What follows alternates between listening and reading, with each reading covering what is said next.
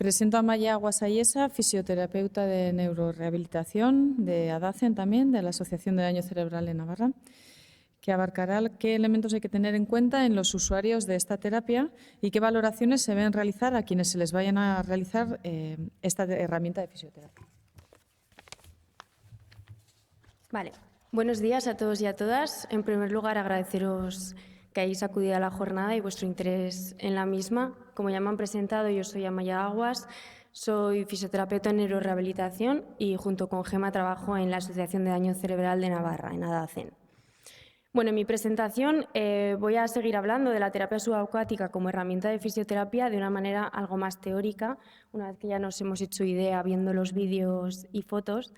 Y sobre todo os hablaré de los pasos previos que hemos dado y que consideramos que deben darse antes de hacer terapia subacuática en sí, ¿no? De ese proceso de screening o de cribado y del proceso de valoración. Antes de entrar en esta materia, sí que me gustaría contaros brevemente pues, el origen de la terapia subacuática desde el momento en el que los fisios entramos a formar parte del proyecto. Ya ha quedado muy claro pues, que la discapacidad y el buceo ya venían trabajando desde hace muchos años, sobre todo a nivel de ocio. Y como ha comentado Gema, los y las fisioterapeutas también veníamos trabajando desde hace muchos años en el medio acuático a través de la hidroterapia como una de nuestras herramientas de trabajo. Uniendo ambas disciplinas aparece la terapia subacuática y hace año y medio pues, los y las fisios entramos a trabajar en el proyecto, con el objetivo pues, de explorar la terapia subacuática como una herramienta más propia de nuestra disciplina y de adquirir la capacidad de desarrollar un plan de intervención adaptado a cada caso concreto y a cada paciente.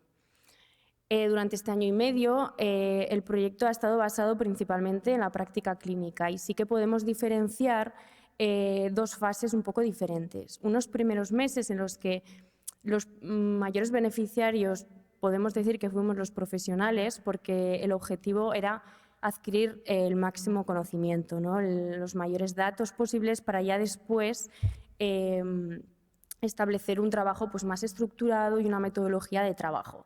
Por eso trabajamos con un mayor número de participantes que realizaron menos sesiones, pero con más heterogeneidad pues, en casos y en patologías.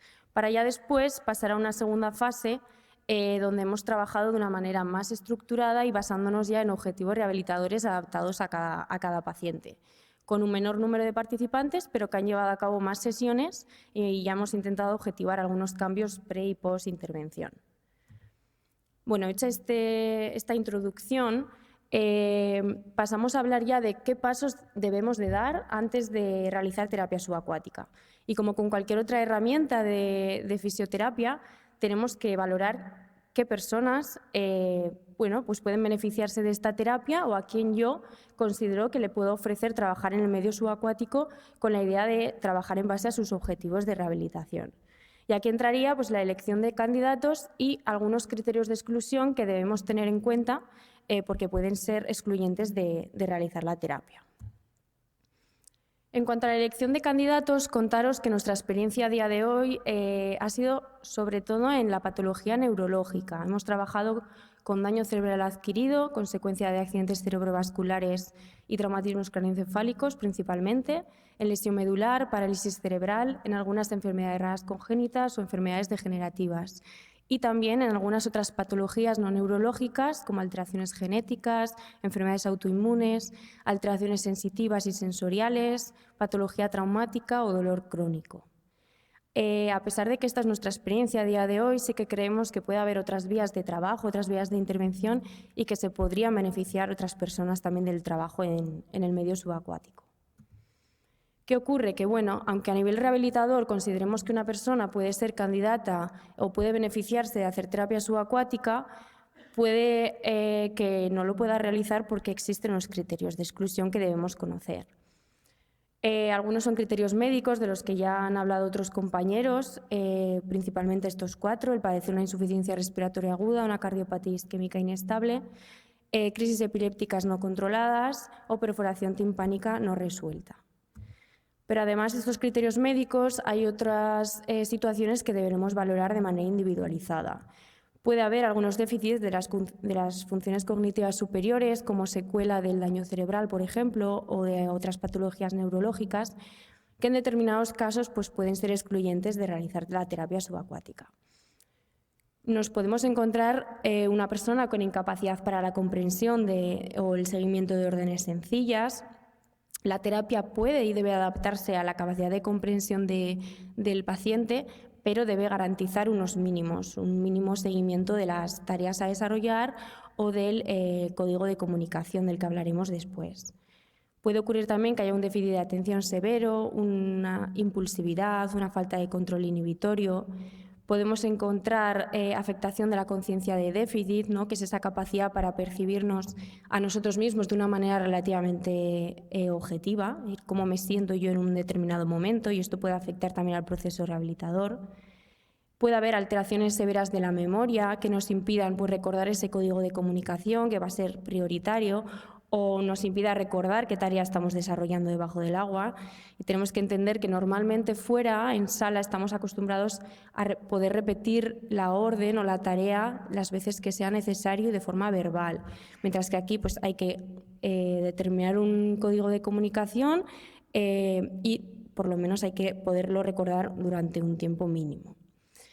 Y en relación a esto de la comunicación, sí que es importante porque las alteraciones en la comunicación son frecuentes en algunas patologías neurológicas y va a ser uno de los puntos más determinantes en terapia subacuática. Después mi compañera Penélope hablará más en profundidad de este tema, pero sí que os adelanto que bueno, el objetivo prioritario será establecer un código de comunicación eficaz y seguro entre el terapeuta y el paciente. Y a veces este código pues, puede estar impedido por diferentes causas. Pueden ser limitaciones físicas, como un déficit motor severo, ¿vale? Que la persona no sea capaz de realizar ningún gesto, ya sea con las manos, ya sea cerrando o abriendo los ojos. O pueden ser limitaciones cognitivas. Podemos encontrarnos una falta de intención comunicativa espontánea, es decir, una persona que nunca por sí misma va a iniciar la comunicación y por tanto no nos va a contar si tiene alguna necesidad. O por la contra, un exceso de intención comunicativa, alguien que continuamente quiera estar contándonos en todo momento lo que ocurre debajo del agua. O, como he dicho, la no comprensión de órdenes gestuales. Estamos habituados a órdenes verbales y habrá personas que puedan comunicarse de manera verbal, pero no de manera gestual. Y existen también algunos otros criterios de exclusión que pongo aquí que son relativos porque deberemos valorarlos en cada caso concreto. Ya se ha hablado también antes, David, de la alteración en la termorregulación. Tendremos que tener en cuenta que habrá personas que no sean incluso capaces de sentir que están teniendo frío, ¿vale? Habrá quien nos lo pueda comunicar, pero habrá quien no. Y siempre tendremos que tener esto muy en cuenta cuando vayamos a hacer la terapia y deberemos valorar pues, diferentes aspectos, por ejemplo, el traje, ¿no? El grosor del neopreno, el tiempo de exposición, no solo el tiempo que vayamos a estar debajo del agua, también el tiempo que discurre antes y después de la actividad, o la propia temperatura del agua, que como bien han comentado, también están las piscinas terapéuticas que están a mayor temperatura. Entonces son aspectos que tenemos que tener en cuenta para adaptar la actividad siempre a la persona y tener en cuenta este problema de termorregulación que es muy común en estas personas. Y hablo también del control de esfínteres de una manera relativa porque sí que dependerá también del lugar donde desarrollemos la actividad.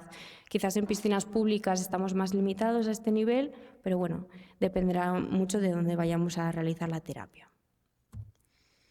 Y para acabar con este apartado de screening, de cribado, había puesto esta diapositiva, pero ya lo ha comentado también mi compañera Gema. Ya hace un año en este mismo sitio hablábamos, ¿no?, de el beneficio que nos estaba aportando la terapia subacuática en el trabajo con personas con un grado de discapacidad severa, sobre todo a nivel de autonomía, ¿no? Como bien ha dicho, siendo pues, el medio subacuático muchas veces el único medio donde estas personas pueden estar, sentir y moverse de una manera mucho más libre y sin ningún tipo de apoyo externo. Y ya hablaríamos ahora del proceso de valoración. Lo he diferenciado en 3 bloques, en una primera entrevista inicial y en una valoración en piscina, que ya serían más propias de la terapia subacuática, y luego una valoración pre- y posintervención, que sería una valoración que realizaríamos en sala, que sería muy similar a la que podemos realizar cuando elegimos otro tipo de herramienta para trabajar con el paciente.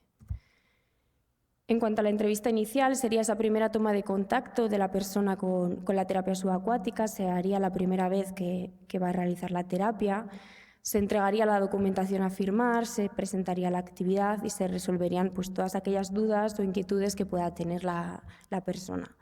Y además recogeremos pues, toda esa información que quizás se nos pueda escapar, pero que sea importante para el desarrollo de la actividad, a nivel de su estado de base de salud, que vaya más allá de esos criterios médicos de exclusión. Por poneros un ejemplo, pues si la persona es diabética, son ciertos aspectos que debemos conocer luego para que la terapia se pueda realizar de manera segura.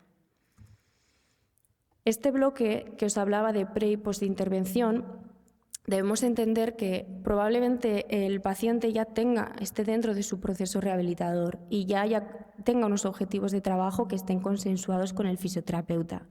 Si es así, deberemos valorar con qué herramientas vamos a trabajar con esa persona y si la terapia subacuática puede ser una herramienta de elección.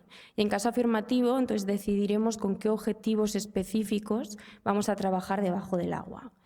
Determinaremos entonces su plan de trabajo, número de sesiones, intensidad, frecuencia, duración de las mismas. Intentaremos hacer una valoración inicial y final para objetivar cambios.